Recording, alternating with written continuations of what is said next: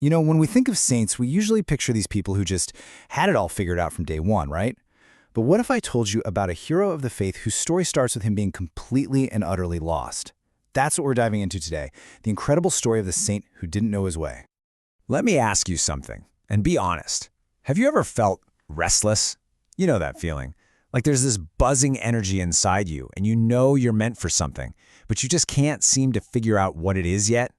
If that sounds familiar, then you are going to get our guide today on a deep level. All right, let's jump in. Our story starts with a young man whose heart was just a total storm of restlessness. He was always searching for something, but he couldn't even put a name to it. So, meet Philip of Jesus. He was born way back in 1572 in Mexico City. And you got to picture this kid.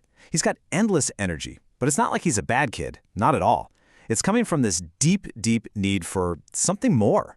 It's like his internal compass was just spinning like crazy, trying to find its true north. And here's the thing that's so relatable.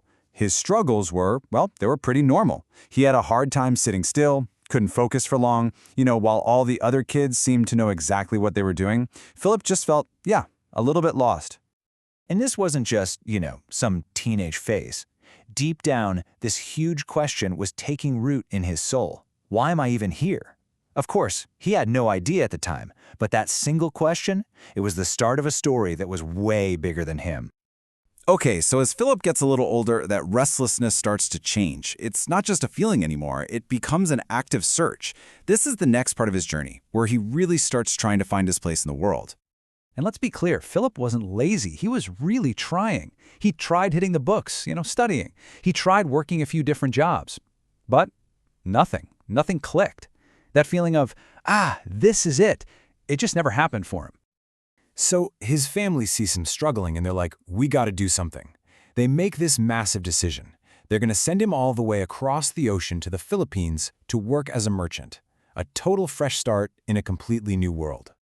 And as Philip gets on that ship, he has absolutely no clue what's ahead. He's just this young man looking for some kind of direction, but this trip, it was about to change his life forever, in ways he couldn't even begin to imagine. So, the Philippines. This was the big turning point.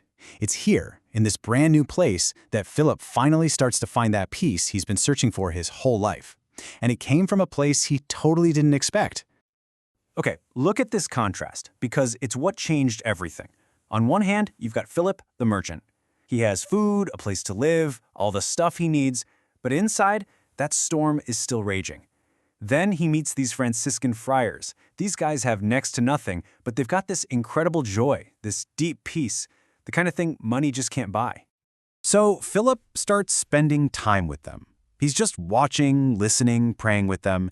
And for the first time in his entire life, that constant urge to run, to search for the next thing, it just stopped. And in that quiet, he finally heard it, a voice speaking directly to his heart. So he asks to join them, to become a Franciscan. But it's really important to get this. This wasn't some magic wand moment where he suddenly became perfect. Nope. He just made a simple, really powerful promise. Not to be perfect, but to try. With his whole heart. So Philip has found it, he's on his path, his future looks clear, it looks purposeful, but there was a massive, violent plot twist waiting just around the corner. A little while later, he gets on a ship heading back to Mexico for his religious studies. And he is on top of the world. He's happy, he's hopeful, he finally feels like he's right where he's supposed to be. And then it happened. A crazy, violent storm just comes out of nowhere and slams into the ship. A storm so powerful, it didn't just change the ship's course. It was about to change the entire course of his life. Everything he had planned was about to be completely torn apart. I mean, look how fast this all went down. The ship leaves for Mexico, full of hope. Then this monster storm hits, and it blows him completely off course, all the way to Japan. Now, this is a huge problem, because in Japan at that time, being a Christian was illegal. So almost as soon as they land, they're arrested. Their faith just became a death sentence. So here they are, facing this absolutely terrifying situation. And Philip, who's the youngest one there, remember, he actually becomes the strong one. I'm sure he was scared out of his mind, but he didn't crumble. He started encouraging the others, telling them, Jesus is with us. And this is where the story gets really incredible.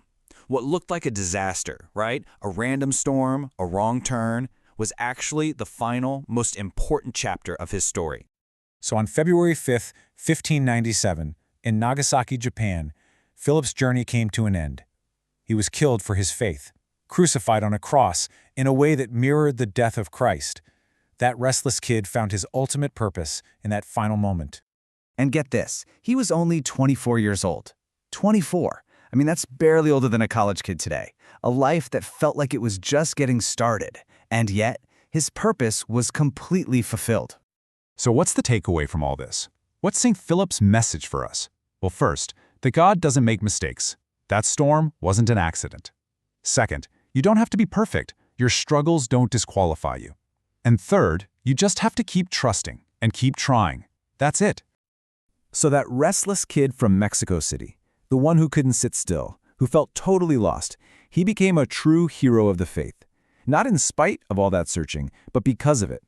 Philip's story was written in the middle of storms and unexpected detours. And that kind of makes you think, right? As you're going through your own journey, with your own moments of feeling lost, what's the next chapter in your story going to be?